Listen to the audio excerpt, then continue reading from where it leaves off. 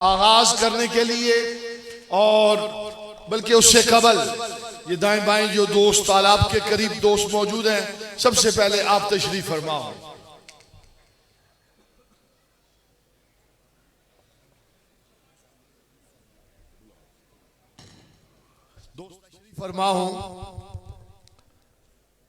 دوست احباب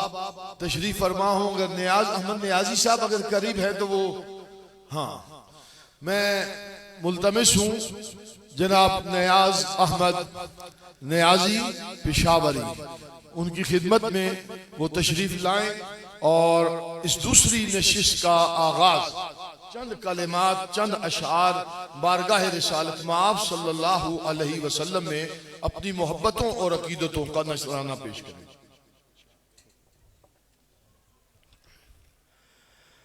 تمام حضرات بڑی محبت کے ساتھ درود شریف کا نذرانہ پیش کریں۔ صلی اللہ علیہ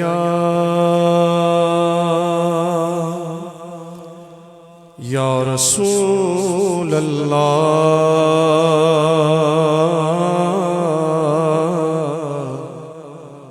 وسلم علیہ یا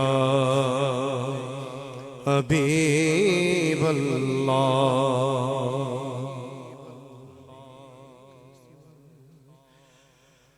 ہر ایک صفت کا تیری ذات سے حصار کیا، ہر ایک صفت کا تیری ذات سے حصار کیا، خدا نے تجھ کو مشیت کا شاہکار کیا، خدا نے تجھ کو مشیت کا شاہکار کیا، تیرے کرم نے فقیروں کی جھولیاں بھر دی، تیرے کرم نے فقیروں کی جھولیاں بھر دی، تیری نظر نے گداؤں کو شہریار کیا، تیری نظر نے گداؤں کو شہریار کیا، سجا کے خط میں نبوت کا تیرے سر پر تاج،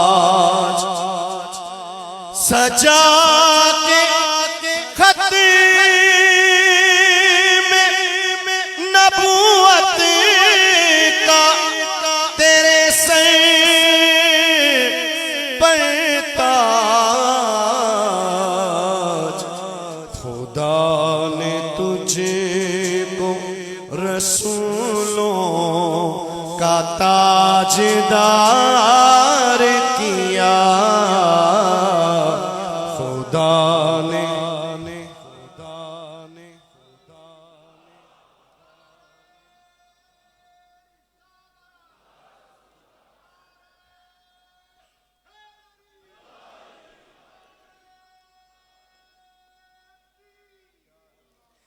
سجا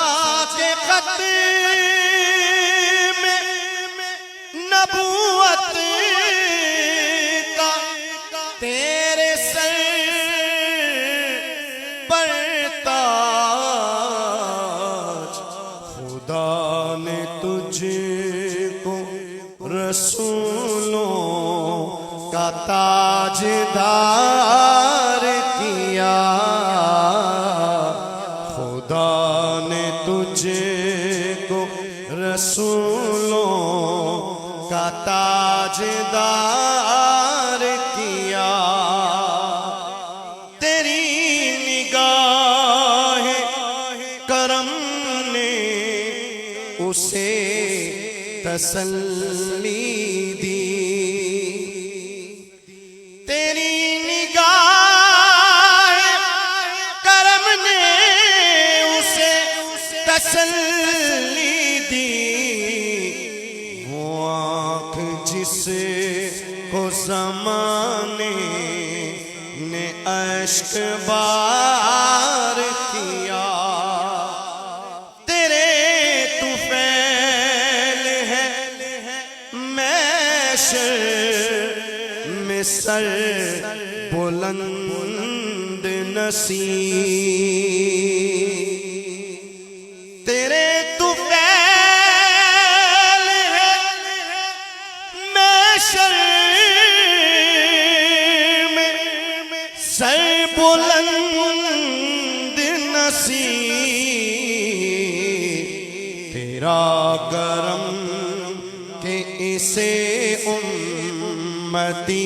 شمار کیا،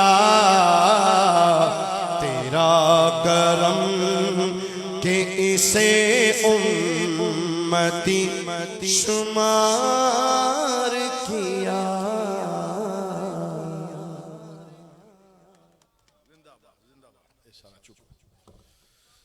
ماشاءاللہ دوست اب آپ تشریف فرما ہوں۔ دوسری نشست کا مسئلہ یہ ہے کہ وقت بہت تیزی سے گزرتا ہے، میں ملتمس ہو رہا ہوں استاد العلماء والفضلاء حضرت علامہ مولانا مفتی محمد اشفاق سعیدی صاحب، جو میرے بڑے ہی خاص برادر مکرم تو ہیں ہی، لیکن یہ آپ کو اعزاز حاصل ہے۔ حضور نصیر ملت چراغ گولڑا سیدی و سندی الشاہ نصیر الدین نصیر رحمت اللہ تعالی علیہ، آپ کے ساتھ سفر میں حضر میں ساتھ رہنے کا اعزاز اور موقع انہیں ملتا رہا۔ میرے حضور میرے غریب نواز ان پر بہت زیادہ اعتماد فرمایا کرتے تھے، آپ کی بہت خدمات ہیں۔ درگاہ عالیہ غوثیہ مہریہ مقدسہ گولڑا شریف کے ساتھ بالخصوص ہمارے جو حلقہ احباب ہے ان کے ساتھ بہت زیادہ وابستگی اور بہت زیادہ تعلق اور ایک بڑے تسلسل کے ساتھ علمی و قلمی کام سر انجام دے رہے ہیں۔ طلوع محرب میں آپ اس وقت چیف ایڈیٹر ہیں، جتنے ہمارے فتاوی جات کا کام ہے، تحقیق کا تصنیف کا جو کام ہے، وہ حضرت قبلہ مفتی محمد اشفاق سعیدی صاحب کے سپرد ہے۔ میں آپ کی خدمت میں ملتمس ہو رہا ہوں، آپ مائک میں تشریف لائیں، مفتی صاحب کا زوردار استقبال کیجئے۔ نعرہ تکبیر، نعرہ رسالت، نعرہ حیدری، نعرہ غوثیہ، تاجدار ختم نبوت، تاجدار ختم نبوت، تاجدار ختم نبوت، حق نصیر، حق نصیر، حق نصیر۔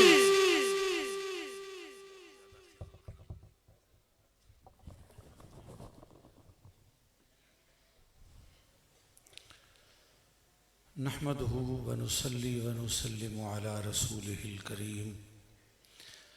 وعلى آله وأصحابه وأهل بيته وعترته وذريته المباركين المكرمين المتخلقين بخلقه العظيم، أما بعد فأعوذ بالله من الشيطان الرجيم، بسم الله الرحمن الرحيم، قل يا أيها الناس إني رسول الله إليكم جميعا، صدق الله مولانا العلي العظيم، إن الله وملائكته يصلون على النبي يا أيها الذين آمنوا صلوا عليه وسلموا تسليما، اللهم صل على محمد وعلى آل محمد وبارک وسلم۔ انتہائی قابل احترام و احتشام و اکرام سادات والا شان علماء کرام، برادران طریقت، اہل محبت و عقیدت و الفت، حاضرین و ناظرین و سامعین گرامی منزلت، آج کی اس محتم بالشان مکرم بالاذعان والایقان والعرفان، فقید المثال اور باکمال بین الاقوامی ختم نبوت کانفرنس میں اللہ تبارک و تعالی جل شانہ اس بندہ مسکین سمیت سب کی حاضری کو شرف قبولیت اور اعزاز پذیرائی عطا فرمائے۔ یہ ایک حقیقت ہے کہ گولڈہ شریف کی درگاہ عالیہ آستان عرش نشان کو بہت حوالوں سے، بہت جہتوں سے، بہت پہلوؤں سے جو امتیازات اور اختصاصات اللہ تعالیٰ نے عطا فرمائے ہیں، ان میں سے ایک یہ بھی ہے کہ اس درگاہ شریف پہ کوئی سال میں کوئی صرف ایک فنکشن یا کوئی تقریب نہیں ہوتی۔ تمام دیگر جو دربار ہیں، مزارات ہیں، آستانے ہیں، ان پہ ایک مرکزی فنکشن ہوتا ہے جس پہ مریدین اور متعلقین اپنی تمام تر توانائیاں صرف کر کے پہنچتے ہیں، لیکن گولڈہ شریف وہ درگاہ پاک ہے کہ جس پہ سال میں متعدد آراس کی محافل منعقد ہوتی ہیں، اور مریدین تمام محافل اور مجالس میں سعی اور کوشش کرتے ہیں پہنچنے کی، دور دراز سے سفر کر کے، اور پھر ان آراس کی محافل پر مستضاد یہ ختم نبوت کانفرنس کا عظیم اجتماع ہے کہ جس میں صرف ملک بھر سے نہیں بلکہ پوری دنیا سے غلامان تاجدار ختم نبوت پہنچتے ہیں۔ اور ان حالات میں آج کل ہمارا ملک سیکورٹی کے حوالے سے، اندرونی اور بیرونی خلفشار کے حوالے سے جن کیفیات سے گزر رہا ہے، ان پر دور دراز کے اور پسماندہ علاقوں سے اہل محبت کا پہنچنا، جہاں ان کی محبت، ان کی عقیدت، ان کی الفت اور ان کے اخلاص کا ثبوت ہے، وہاں حضور قبلہ عالم تاجدار گولڑا سیدنا پیر مہر علی شاہ رضی اللہ تعالی عنہ اور آپ کے خاندان عالی شان کی محبوبیت اور کرامت بھی ہے۔ تو پوری دنیا سے یہاں احباب تشریف فرما ہیں۔ میں نے بالکل اختصار سے ایک دو باتیں عرض کرنی ہیں کیونکہ کچھ اور خطابات بھی ہونے، اور خصوصاً تصویر نصیر ملت پروردہ آغوش ولایت حضور قبلہ پیر سید غلام شمس الدین شمس گیلانی الحسنی والحسینی دامت برکاتہم القدسیہ، ان کا خطبہ خاص، خطبہ صدارت بھی ہونا ہے۔ تو میں ایک دو باتیں عرض کروں گا۔ پہلی بات تو یہ ہے کہ دلائل کے حوالے سے، کتاب و سنت سے، صحابہ کرام رضوان اللہ تعالی علیہ مجمعین اور سلف صالحین کے اقوال، ارشادات اور فرمودات کی روشنی میں آپ عقیدہ اور مسئلہ ختم نبوت پر دلائل، حجج اور براہین بارہا سن چکے ہیں، اور آج بھی آپ سن چکے ہیں، سن کے بیٹھے ہیں اور سن رہے ہیں۔ یہ مسئلہ بالکل واضح ہے، اس میں کوئی ابہام، کسی قسم کی شک و شبہ کی گنجائش نہیں ہے کہ ہمارے آقا و مولا صلی اللہ علیہ وسلم اللہ کے آخری نبی، آخری رسول ہیں، اور آپ کے بعد کوئی شخص ماں کے پیٹ سے پیدا ہو کر آئے اور کسی حوالے سے کسی قسم کی بھی نبوت یا رسالت کا دعویٰ کرے، وہ کافر ہے، مرتد ہے، دائرہ اسلام سے خارج ہے۔ اور اس کو کافر نہ ماننے والے، اس کو سچا جاننے والے، یا اس کے سلسلے میں کسی قسم کا توقف یا مداہنت اختیار کرنے والے بھی دائرہ اسلام سے خارج ہیں، کافر ہیں۔ یہ شرعی قوانین کے علاوہ ہمارے ملک پاکستان کا جو آئین ہے اس میں بھی یہ چیز موجود ہے، جس کو مختلف اوقات میں ختم کروانے کے لیے یا اس میں کسی قسم کے تغیر و تبدل کے لیے مختلف ہتھ کنڈے استعمال کیے گئے ہیں، لیکن اللہ کے فضل و کرم سے ابھی تک وہ آئین اور قانون کی شکل بھی محفوظ ہے، اور اس پاکستان کی سرزمین پر کسی گورنمنٹ کو، کسی حکومت کو، کسی ادارے کو اس میں انشاءاللہ رد و بدل کی کوئی جرت نہیں ہوگی۔ اگر کسی گورنمنٹ نے، کسی حکومت نے، کسی ادارے نے، کسی جج وغیرہ وغیرہ کسی نے بھی اس میں کوئی خیانت یا بددیانتی یا کوئی تغییر اور تبدیل کی کوشش کی تو اللہ کے فضل و کرم سے حضور علیہ السلام کے تمام غلامان اور بالخصوص متعلقین آستان عالیہ غوثیہ میریہ گولڈہ شریف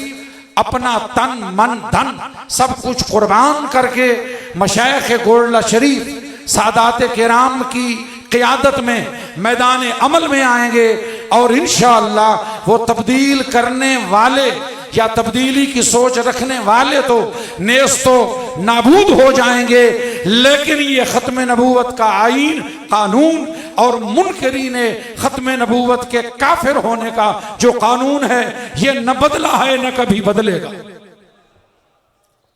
اور اس کے بعد یہ ذہن میں رکھیں کہ یہ اگر اسلامی دینی معتقداتی حوالوں سے ہٹ کر اخلاقی حوالوں سے بھی دیکھا جائے تو مرزا قادیانی کی جو کتابیں ہیں، جو اس کی تصنیفات ہیں، ان میں اخلاقی حوالے سے بھی اتنی غلاظت اور اتنا گندا مواد بھرا ہوا ہے کہ جس کو ایک شریف آدمی، باوقار آدمی نہ پڑھ سکتا ہے نہ پڑھ کے برداشت کر سکتا ہے۔ یہ میں مجمع عام میں عرض کروں کہ اس میں آج اگر کوئی قادیانی یا کوئی کہے کہ ہمارے متعلق یوں کہا جاتا ہے یا یوں کہا جاتا ہے، اللہ کی قسم ہم مسلمانوں کو یہ حق حاصل ہے، مکمل حاصل ہے کہ ہم ان کا محاسبہ کریں اور ان کے خلاف گھیرا تنگ کریں، کیونکہ وہ مرزا قادیانی نے اپنی کتابوں میں اپنی نبوت کے جو منکرین ہیں، جو اس کو نبی نہیں ماننے والے، ان کو جنگلی خنزیروں کی اولاد کہا ہے، ان کو معاذ اللہ خواتین کو سورنیاں کہا ہے، اور اپنی نبوت کے جھوٹی نبوت کے منکرین کو حرامی تک، والد الزنا تک کہا ہے۔ ایسی گندی خلیز گالیاں دی ہیں کہ ہم مسلمانوں کو یہ حق پہنچتا ہے کہ ہم ان کا محاسبہ بھی کریں اور اس سرزمین پر ان کی کوئی بات نہ چلنے دیں، اور اسلام کا کوئی شعائر میں سے، علامات میں سے کوئی چیز انہیں استعمال نہ کرنے دیں۔ یہ ہمیں اسلامی اخلاقی ایک انسان ہونے کے حوالے سے بھی یہ حق حاصل ہے۔ اور پھر اس کے علاوہ میں باہر کی دنیا کی توجہ اس طرح مبذول کراؤں گا کہ یہ اسلام دشمنی میں یہ قادیانی اور یہ عیسائی آج ایک ہو چکے ہیں۔ اگر کبھی غور سے، اگر کبھی غیرت سے حضرت عیسیٰ علیہ السلام کو ماننے والے، ان کا امتی کہلانے والے مسیح حضرات بھی اگر مرزا قادیانی کی کتابوں کا مطالعہ کرے تو اس میں اس نے حضرت عیسیٰ علیہ السلام کو اور حضرت سیدہ مریم بطول سلام اللہ علیہا کو جو مغلظ گالیاں دی ہیں، ان کے متعلق جو غلیظ الفاظ استعمال کیے ہیں، اس کے بعد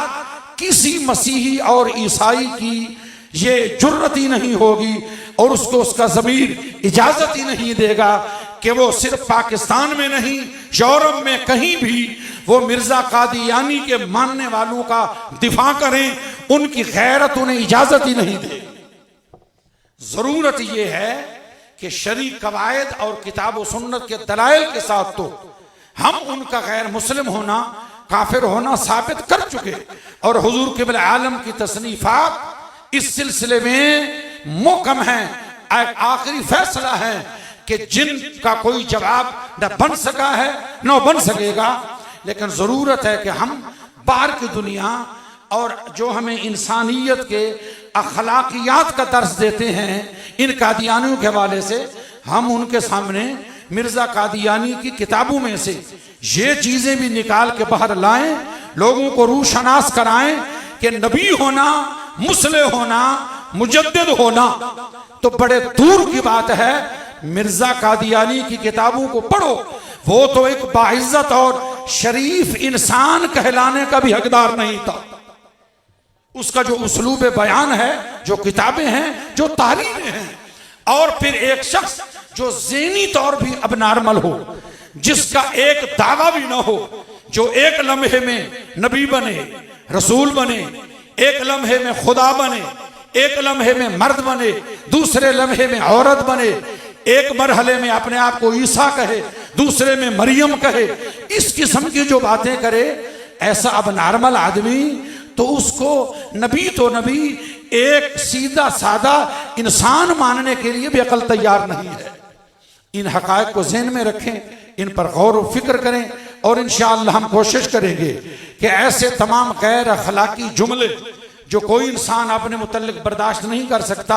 اس کو مرزا قادیانی کی تمام کتابوں سے نکال کر اشاعت کر کے آپ لوگوں تک پہنچائیں، باہر کی دنیا تک پہنچائیں، تاکہ لوگوں کو سمجھ تو آئے کہ ان کے ساتھ اختلاف کی نوعیت کیا ہے. اللہ تعالی ہمیں عقید ختم نبوت کے لیے، ہم قسمی قربانیوں کے لیے تیار رہنے کی توفیق عطا فرمائے، اور اللہ تعالی اس آستانے کو تا ابد قائم اور دائم رکھے کہ انشاءاللہ جب بھی کوئی محفوظ رسالت کے حوالے سے یا ختم نبوت کے حوالے سے کوئی بھی مرحلہ آئے گا تو انشاءاللہ قیادت کا صحرا حضور اعلیٰ کی اولاد کے سر پر رہے گا، اور ہم غلامان ان کی قیادت میں، ان کی سیادت میں، ان کے زیر سایہ اپنا فریضہ ادا کرنے اور اپنا سب کچھ قربان کرنے کے لیے ہمہ وقت تیار ہیں. اگر میری ان باتوں سے آپ کو اتفاق ہے تو عقیدت کے 2 جملوں کا جواب، عقیدت